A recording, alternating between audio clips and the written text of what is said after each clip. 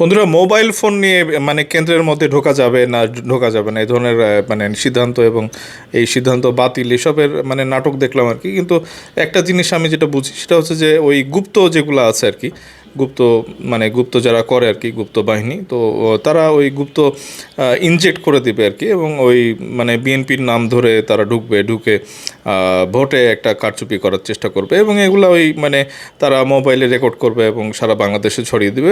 এ ধরনের একটা চক্রান্ত আছে। এছাড়া তাদের ওই মোবাইলে কিছু মানে ডিভাইস এবং সফটওয়্যার এগুলো আছে, এবং এইসব জিনিস আসলে ওই তুরস্ক থেকে পাওয়া বা পাকিস্তান থেকে পাওয়া এইসব জিনিস তারা ওই কেন্দ্রের মধ্যে নিয়ে গিয়ে এগুলা মানে ইউটিলাইজ করবে, এবং যেটা কারচুপি করার মতোই আর কি, এবং এটা মানে ইলেকশন ইঞ্জিনিয়ারিং, এবং এটা ভয়াবহ একটা ইলেকশন ইঞ্জিনিয়ারিং আর কি। তো এগুলি মানে আমরা দেখব, তো এটা আসলে কতটুকু মানে ঠেকানো যাবে যদি মানে এই সিদ্ধান্তটা বাতিল হয় আর কি।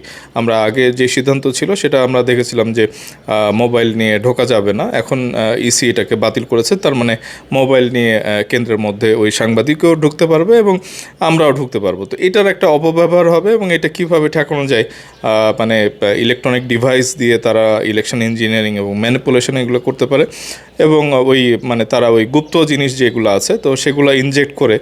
বিএনপি তো এতদিন আমরা চাঁদাবাজ জেনেছিলাম, এখন বিএনপি ওই ভোটচোর হয়ে যাবে এবং কারচুপি করা একটা দল হয়ে যাবে। তো এগুলো কীভাবে ঠেকাবো, এবং এক ধরনের সাংবাদিক যারা আছে তারা ওই মানে রাজাকারপন্থী আর কি, তো এদেরকেই বা আমরা কীভাবে ঠেকাবো দেখা যাক বন্ধুরা এটা কী হয়। কিন্তু বিএনপির যারা নেতাকর্মী এবং সমর্থক যারা আছে, যারা ভোট কেন্দ্রে থাকবেন, তারা ভাই আপনারা বিক্রি হন না, এবং আপনাদের কঠোর একটা উপস্থিতি এবং সেই মানে তাহাজ্জুদের নামাজ পড়ে, ফজরের নামাজ পড়ে যে ভোট কেন্দ্রে পাহারা এবং ফলাফল ঘোষণা করা, এবং সেখানে লিখিত পরিত যে ব্যাপারগুলি আছে, এই পর্যন্ত কিন্তু ভোট পাহারা দেওয়া আমার মনে হচ্ছে খুব জরুরি আর কি। এবং এটার মাধ্যমে ওই বিএনপির একটা সফলতা আসতে পারে, এবং আমরা একটা প্রেডিক্টই করতে পারি যদি কারচুপি না হয় তাহলে বিএনপি এখানে 300 সিটে মানে জয়লাভ করার একটা সম্ভাবনা আছে। মানে জামাত একটা সিটও জিতবে না, এটা ভাই আমরা বুঝি আর কি। তো দেখা যাক এটা কতটুকু কী হয়। আপনারা অবশ্যই আপনাদের কমেন্টে আপনাদের মতামত জানান আর কি। ধন্যবাদ সবাইকে, আসসালামু আলাইকুম।